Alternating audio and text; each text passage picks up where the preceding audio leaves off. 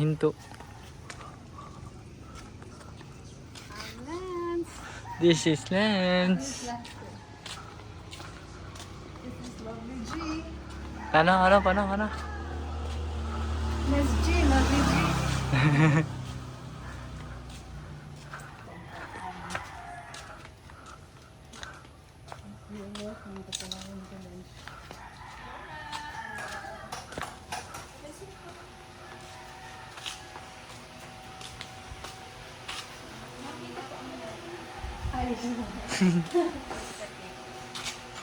Once again po, good afternoon. Welcome po kayo sa second part ng inyong tour.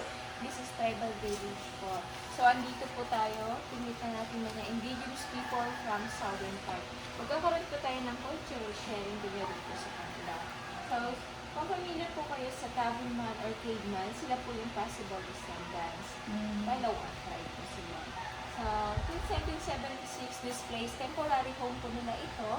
It's away from mountains. Some of them po, nag-stay po yan sila dito within a couple of days, week, and month. After that, bumabalik po sila sa mountains, sa kanilang tahanan. Ibang pamilya na naman yung nandito. At the same time, nagdadala po sila ng mga produkto, binibenta po nila sa bawat. Nakita niyo po doon. They come and go lang po yan. So, sila po ay nakakapag-Tagalog po, ay nakakaintindi na rin po. Dahil may access sa education po sila, lalo yung mga babae nila. Pero yung katandaan na po ay kunti lang mga pag-Tagalog. So, mas sanay sila sa dialect nila. So, this place is a livelihood program para sa... Okay. Ang hawak niyo po ay tinatawag nilang bagtik. Ang bagtik ay nanggaling sa dagta ng Almasigate. At first, malapot yan. Kalaunan, after few months or week, pagiging ganyan po. So, dito sa city, kailangan natin yun dahil din po yung may linggoyin sa paggawa ng nail polish, fiberglass, varnish, and other related product. And meron din po silang may tibaka, tinatawag nilang bakid. So, pinaglalagyan nila ng mabibigat na bagay, like bagtik yung hawak ninyo. Sabi niya, kapag mabigat, wala maging problema dahil meron naman silang head support. And sila din naman po ay mga music lover kasi meron po silang sariling instrument. So, the first one po tinatawag po nilang gimbal. Ito po yung native drum nila. Gawa po ito sa inukit na kahoy. Yung ang tab, nilagyan po nila ng animal skin to ay cow skin. So, sa likod naman, meron po silang agong, yung malaki. At yung maliit naman din tawag nilang salang. So, naniniwala sila kapag nakakarinig po sila ng echo ng gong sa bundok, they are communicating po sa kanilang mga ninonor. So, ngayon, ito po nila ang lasang.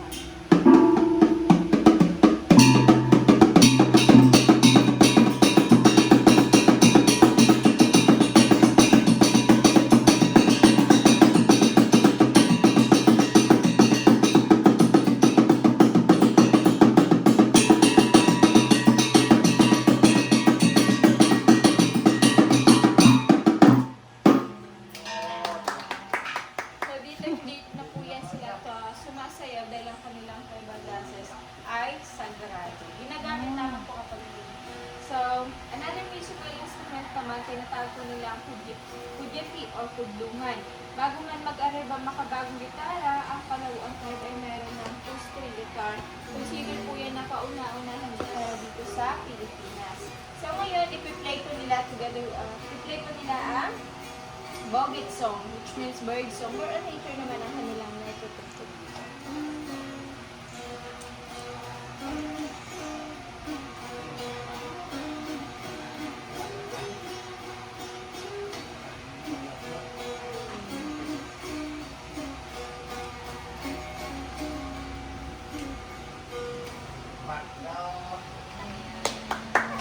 So, sila din po ay sila din po ay mga hunter-gatherers. Pero, bago man po sila maghunt ng animals like birds, squirrel, monkey, may ginagamit sila to imitate or to attract the target.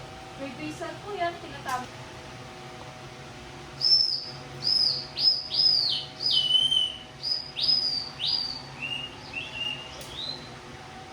Dito, hindi sila gumagamit ng bow and arrow. Instead, gumagamit sila ng sumpit. Kapag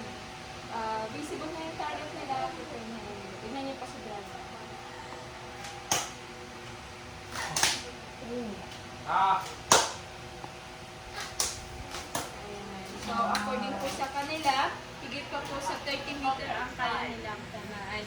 So, dito po hindi na kayo sila naghanap ng animals dahil nandito sila sa city. So, bakit naman kayo po kapag naghanap po sila ng malalaking animals like baboy ramo, naglalagay sila na lason sa dulo ng bala. So, ang lason na nilalagay nila ay napaka-powerful dahil few minutes lamang mamamatay ang target. At safety naman nilang makakain ng karne, ugasan lamang po inaran ng water at dalawain. Pero kapag nasaktan po nila yung sarili, unit lamang ang tatlong materials. Gamit lamang ang native cotton, buhay na bato, and metal. So, ang purpose ng native cotton is to catch the spark. I didn't expect this. Nakaka ko butterfly lang.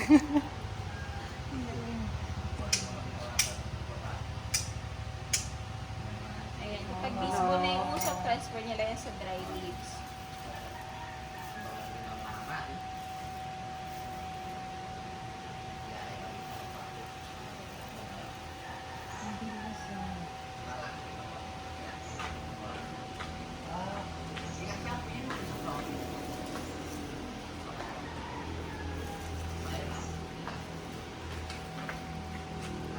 Yung green one po, tinatawag yun nilang sahing or salong.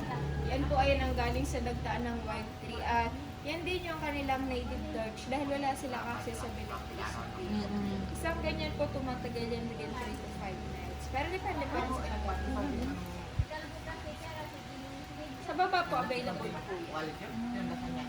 Ang amoy po niyan parang incense. Parang ganyan yung amoy nila. So, naniniwala naman po sila na ang amoy po nga na stomach-ache, headache, aside from that, aromatherapy and insect repellent po. So, dyan po nagtatapos ang ating cultural sharing. Sa likod po, mayroon po tayong information how it all started. So, ngayon na, pwede po kayong magpa-picture sa kanila at sa kanilang alagang ahas na python, Burmese python po. Non-venomous po yun. Free shots for the copy would be optional at meron po tayong official photographer. Sila po yung kukuha ng inyong mga picture. So, dito po, hindi po nila ina-allow.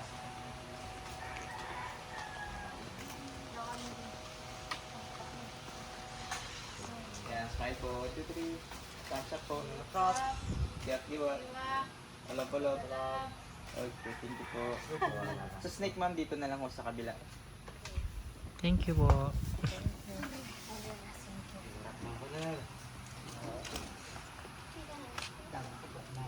Yun po na. Ikanin. Good luck po. Oh, hala oy, wadyo ko ma-expect ka ni ba? Good luck po. Niyari ko para sa butterfly. Naabot ko sa tribal. What the Wala, fuck? snake. Yo. Hawakan mo lang siya ma'am sa gitna po. Yan.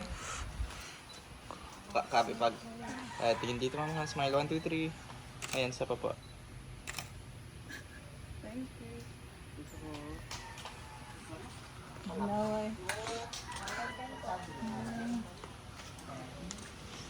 Thank you po.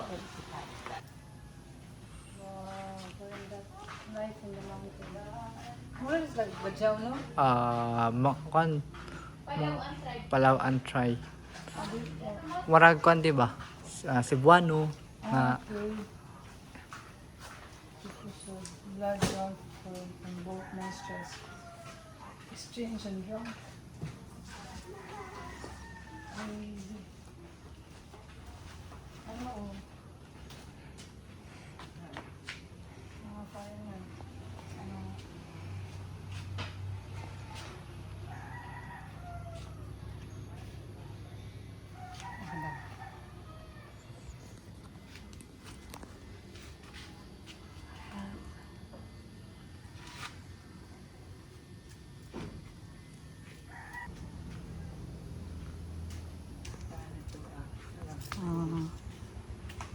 See, the worst person is someone who complains about everything and appreciates nothing. Maugid, maugid. ayun. The crocodile, salt water. Nag-camouflage mo siya sa kuan. Sa mga frog, sa mga rock. Suko siya, masuko siya.